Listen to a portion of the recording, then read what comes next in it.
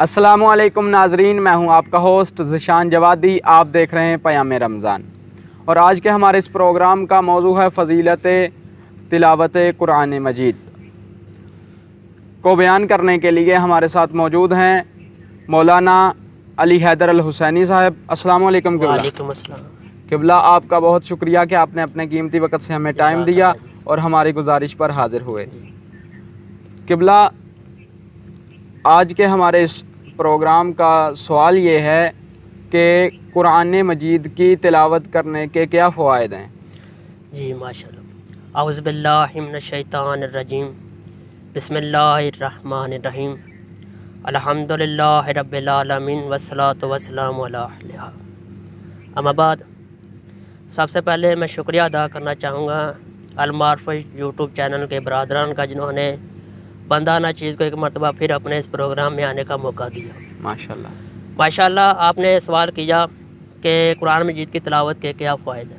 جی، دیکھیں، اسی کے متعلق خطبہ شبانیہ میں رسول اللہ صلی اللہ علیہ وآلہ وسلم نے فرمایا کہ ماہ رمضان المبارک میں کوئی شخص ایک قرآن مجید کی تلاوت کرے، ایک آیت کی تلاوت کرے، خداوند متعال اس کو دیگر مہینوں میں قرآن ختم کرنے والے شخص کا ثواب ملے گا۔ ماشاءاللہ، اس کو ختم قرآن کا ثواب ملے گا۔ یعنی کہ اگر کوئی شخص دیگر مہینوں میں قرآن مجید ختم کرے اور ماہ رمضان میں ایک آیت مجیدہ پڑھے تو خداوند متعال اس شخص کو ایک پورے ختم قرآن کا ثواب دے گا۔ ماشاءاللہ۔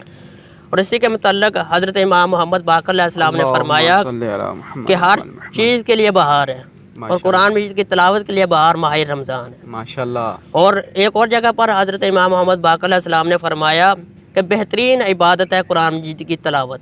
ماشاءاللہ۔ اور اسی کے متعلق حضرت امام حسن مجتبیٰ علیہ السلام نے فرمایا کہ جو شخص قرآن مجید کی تلاوت کرتا ہے، خداوند متعال اس کی زندگی میں ایک دعا تو ضرور قبول کرے گا۔ ماشاءاللہ۔ خواہ وہ جلدی قبول ہو یا تاخیر کے ساتھ ہو۔ ماشاءاللہ۔ اور مولا علیہ السلام کا بھی فرمان ملتا ہے کہ مولا علیہ السلام فرماتے ہیں کہ جب میرا دل چاہتا ہے کہ میں خدا سے باتیں کروں تو میں نماز پڑھتا ہوں، ماشاءاللہ۔ جب میرا دل چاہتا ہے کہ خدا مجھ سے باتیں کرے تو میں قرآن مجید پڑھتا ہوں، ماشاءاللہ۔ قرآن مجید کی تلاوت کرتا ہوں۔ دیکھیں، اس میں دونوں صورتوں میں فائدہ کس کا ہے؟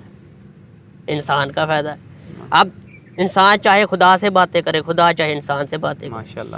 اس میں دونوں صورتوں میں انسان کا فائدہ، کیونکہ خدا تو ان چیزوں سے بے نیاز ہے۔ ماشاءاللہ۔ اب جب انسان کا دل چاہے کہ وہ خدا سے باتیں کرے تو نماز پڑھے، جب اس کا دل چاہے کہ خدا ان سے باتیں کرے تو وہ قرآن مجید کی تلاوت کرے۔ ماشاءاللہ۔ ماشاءاللہ۔ اب قرآن مجید کی تلاوت کے الگ الگ بھی فوائد ہیں، جیسے کہ سورہ یاسین کہ بیان ہوتا ہے کہ جو شخص ایک بار سورہ یاسین کو مکمل کرے گا، خداوند متعال اس کے 12 ختم قرآن کا ثواب دے گا۔ ماشاءاللہ۔ دیکھیں، سورہ یاسین اگر کسی قبرستان میں پڑھی جائے تو اس قبرستان سے عذاب کو ہٹا لیا جاتا ہے، ماشاءاللہ۔ اس کی برکت اور ہر طرح کی مصیبت اور پریشانیاں دور ہوتی ہیں۔ آپ سورہ رحمان کی بات کریں، سورہ رحمان حضرت امام جعفر صادق علیہ السلام فرماتے ہیں اللہم صلی علی محمد وعلی محمد کہ اے مومنو، تمہیں سورہ رحمان کو ترک نہیں کرنا چاہیے، ماشاءاللہ۔ کیونکہ سورہ رحمان منافقوں کے دلوں میں نہیں اترتی۔ ماشاءاللہ۔ سورہ رحمان منافقوں کے دلوں میں نہیں اترتی۔ ماشاءاللہ۔ قیامت کے دن سورہ رحمان ایک خوبصورت شخص کی شکل میں عمدہ ترین خوشبو کے ساتھ خدا کی بارگاہ میں حاضر ہوگی۔ اس وقت خدا اس سے پوچھے گا، تجھے کون دنیا میں تلاوت کرتا رہا؟ ماشاءاللہ۔ تو سورہ رحمان کہے کہ مجھے فلاں شخص تلاوت کرتا رہا ہے۔ ماشاءاللہ۔ تو خداوند متعال اس وقت کہے گا، اے سورہ رحمان کی تلاوت کرنے والوں، جس کی شفاعت کرنا چاہتے ہو کرو۔ ماشاءاللہ۔ تو اس وقت وہ جس کی شفاعت کریں گے، حتیٰ کہ اتنے لوگوں کی شفاعت کریں گے کوئی باقی نہیں رہے گا، تو خداوند متعال ان کو کہے گا، جاؤ جنت میں داخل ہو جاؤ، جہاں رہنا چاہتے ہو وہاں رہو۔ ماشاءاللہ۔ دیکھیں کتنی برکت ہے سورہ رحمان کی، کتنا بڑا فائدہ ہے اس کا۔ اسی طرح سورہ واقعہ کی بات کرتے ہیں۔ جی، سورہ واقعہ کی اگر میں بات کروں کہ یہ امیر ہونے کا نقصہ ہے، تو جو کہنا غلط نہیں ہوگا جی بالکل۔ کہ سورہ واقعہ کا متعلق ملتا ہے کہ اگر کوئی شخص امیر ہونا چاہتا ہے، وہ چاہتا ہے کہ کوئی کسی زندگی میں کسی کا محتاج نہ ہو، جی، کسی کے آگے ہاتھ نہ پھیلانا پڑے، اسے چاہیے کہ ہر رات سونے سے پہلے سورہ واقعہ کی تلاوت کرے۔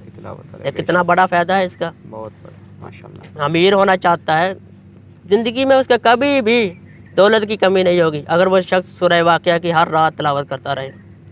इसकी तरह सूरह मुज़म्मिल की अगर बात करें, अगर कोई शख्स रसूलुल्लाह सल्लल्लाहु अलैहि वसल्लम की ख्वाब में ज़ियारत करना चाहता है तो वो सूरह मुज़म्मिल की तिलावत करें। अब सूरह मुल्क की बात करें, सूरह मुल्क के बारे में मिलता है हज़रत इमाम जाफ़र सादिक़ अलैहिस्सलाम से मनक़ूल है कि जो शख्स वाजिब नमाज में सूरह मुल्क की तिलावत करेगा खुदावंद मुताल वो सारी रात जब सोएगा खुदा के ईमान में रहेगा माशाल्लाह, और क़यामत के दिन भी खुदा के ईमान में रहेगा, माशाल्लाह, हत्ता कि वो जन्नत में दाखिल हो जाएगा।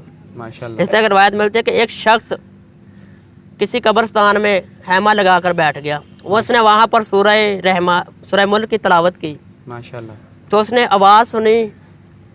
आवाज़ सुनी कि ये सूरह निजात देने वाली सूरह है। माशाल्लाह, उसने ये किस्सा रसूलुल्लाह सल्लल्लाहु अलैहि वसल्लम को जाकर सुनाया तो रसूलुल्लाह सल्लल्लाहु अलैहि वसल्लम ने फरमाया वाक़ईअन ये सूरह निजात वाली। माशाल्लाह।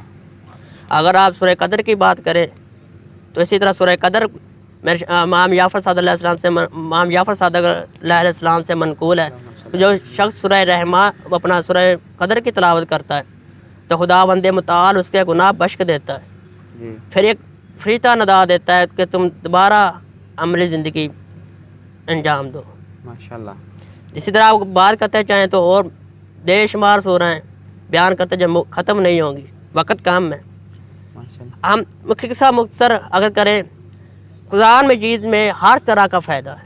जी, अगर आपको औलाद चाहिए तो कुरान मजीद की तिलावत करो, अगर आपको रिज़्क़ चाहिए दौलत चाहिए तो कुरान मजीद की तिलावत करो, जी, अगर आपको कोई परेशानियां हैं मुसीबतें हैं तो कुरान मजीद की तिलावत करो, जी, अगर औलाद चाहिए तो कुरान मजीद की तिलावत। हर तरह की मुश्किल और हर तरह की मुसीबत कुरान मजीद अगर तिलावत करो तो वो हल हो जाएगी। जी, खुदावंद मुताल से दुआ है कि हमें कुरान मजीद को सही मानों में पढ़ने और इस पर अमल करने की तौफीक अता फरमाए। इलाही आमीन। नाज़रीन, माशाल्लाह ये थे आगा मौलाना अली हैदर अल हुसैनी साहब। दुआ है परवरदिगार से कि खुदावंद मुताल मौलाना साहब की ज़ुबान में और तासीर पैदा फरमाए और इन्हें दिन दुगनी रात चुगनी तरक्की इनायत फरमाए। और इसी के साथ आज का हमारा वक्त ख़त्म हुआ।